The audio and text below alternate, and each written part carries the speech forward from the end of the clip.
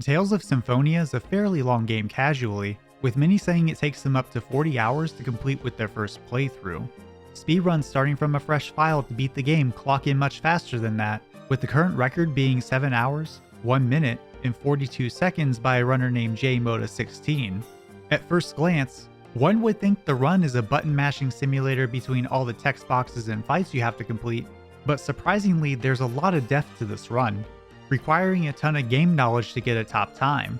Between titles enabling huge stat growth over the run, to combos that can bring bosses to their knees, there's many things runners can do to get through the game quickly. Today, we're going to look at the Tales of Symphonia New Game Any% speedrun, specifically the Nintendo GameCube version, and the strategies runners use to overcome whatever the game throws at them. Grab a glass of water, stay hydrated, and I hope you all enjoy today's video.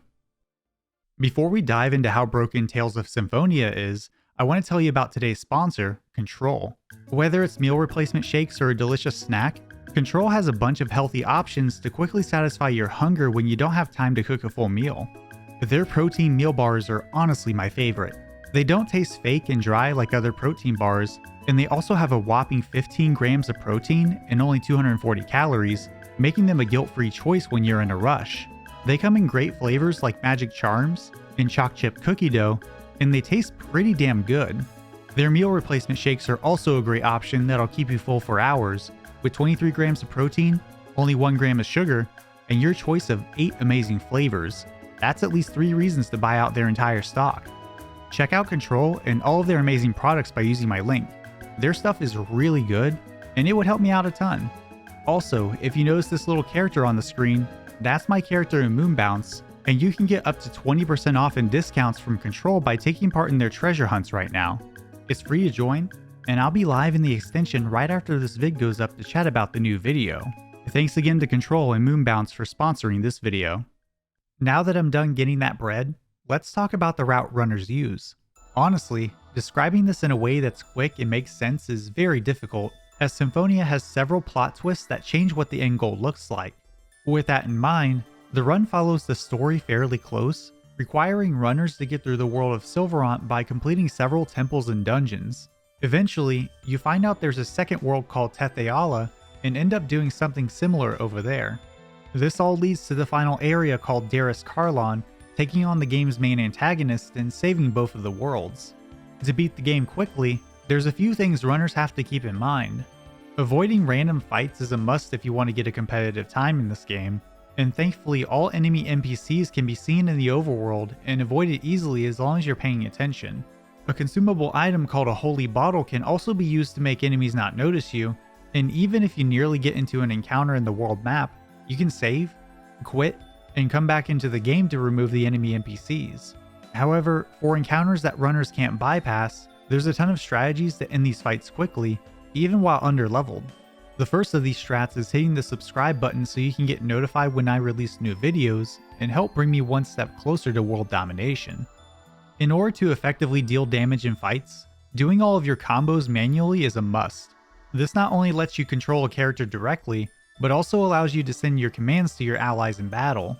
You never want to let the AI take the lead in fights, as it's absolutely horrible in this game.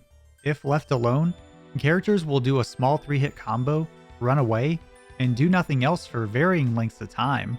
Using the D-pad to issue orders such as guarding, or going all out with attacks is half the battle, but the barrier to inflicting decent damage is a rough one to get past. We can overcome this by assigning texts and magic to the C-stick in battle. Known as macros, these massively improve your damage potential. In the very first encounter, you can use Lloyd's Demon Fang in combination with Genus's Fireball to get a 10-hit combo in that encounter. This instantly grants Lloyd the title Combo Newbie, and leads to a very important aspect of the speedrun. Titles are granted to a character when you perform various feats in battle, or beat certain parts of the game. When you equip a title, it gives a stat bonus every time you level up, improving stat growth over the course of a run. For Combo Newbie, it gives a small bonus of +3 strength and accuracy. There's 2 other combo related titles runners want to get as soon as they can. Comboist, which can be grabbed as early as the first boss, requires a 30-hit combo and gives 1 tech point, 4 strength, and 4 accuracy on level up. Combo Expert is obtained an hour later from the Wind Temple's first boss fight, and gives a massive 6 HP, 2 TP, 6 strength, and 3 accuracy when leveling up. These more than make up for the level disparity during the early and mid game, increasing Lloyd's damage immensely. Now, these combo counts are not easy to reach, and even with the stat bonuses from titles, bosses in the mid game start to defeat party members in as little as 2 attacks. Thankfully, there's a huge exploit runners use to kill 2 birds with 1 stone. At the end of a combo, you can actually chain that into certain spells, dealing more damage before setting up another combo chain. The main problem with these is that there's a gap before the next combo due to a spell casting animation, and gives bosses an opening to attack party members. It turns out, if you combo and use certain spells, you can guard to cancel it. The earliest example of this is the first boss fight when you get access to Kratos. His first aid spell can be guard cancelled, creating an infinite combo loop and stunlocking the boss.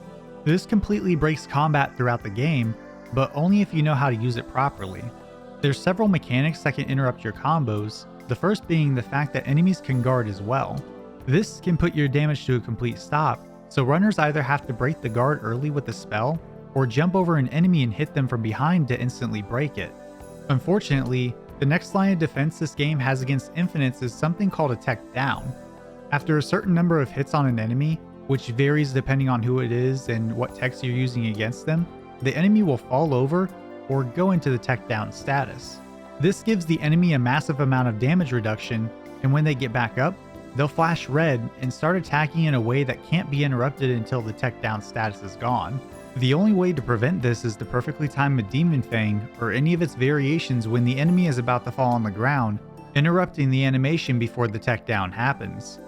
This resets that hit counter, and you can go back to wailing on the enemy at full strength. The last anti-infinite measure is a status called Overlimit.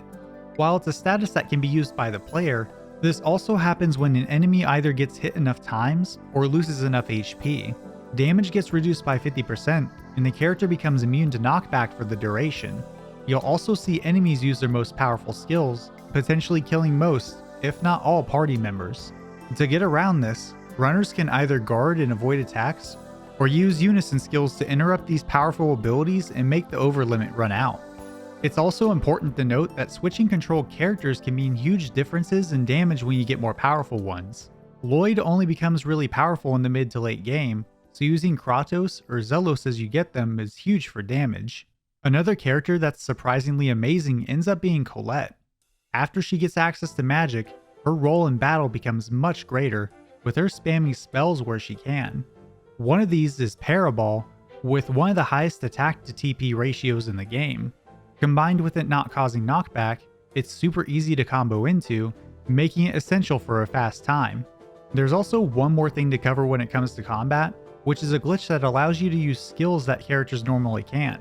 This is called the proxy glitch, and summon arts are a really good example of this. Normally, Sheena is the only one who can use summons, but the problem is that they don't do much damage at all because of her low intelligence stat.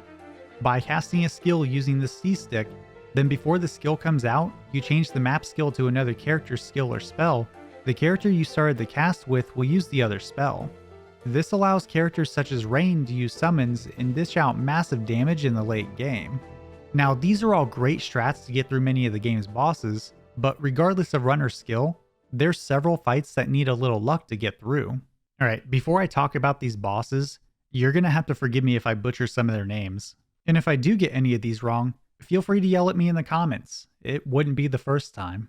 The Wind Shrine Guardian Eopix is the first major reset point, and also the biggest wall for new runners of Symphonia. First of all, Eopix has brutal attacks that quickly come out one after another. If you drop the stun lock even once, it's likely you won't recover from it.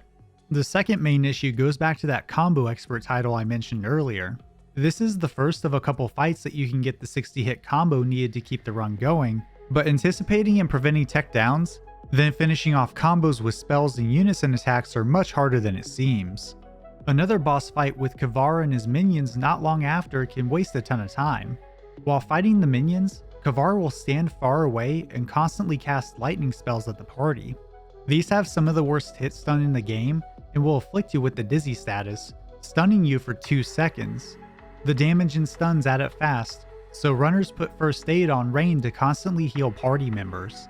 Ewan and Bada's fight at around the 4-hour mark can be rough if you don't separate the two.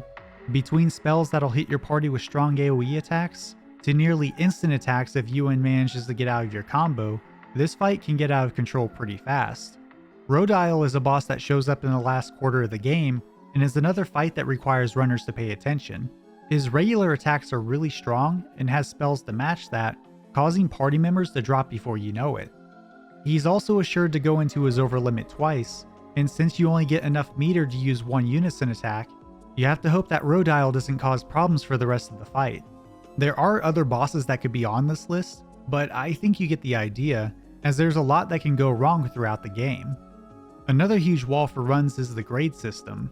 In every encounter in the game, you're given a grade which is dependent on how well you performed. Get high combos and infights quickly, you can gain points towards a track total. On the other side of that, you can also lose points if you don't perform well. In order to get access to good weapons to get top times in this run, you need at least 20 grade to get a Sinclair and Silver Sword before the Windmaster fight. Outside of being good at combat and mitigating time losses in boss fights, there's other ways runners save time as well.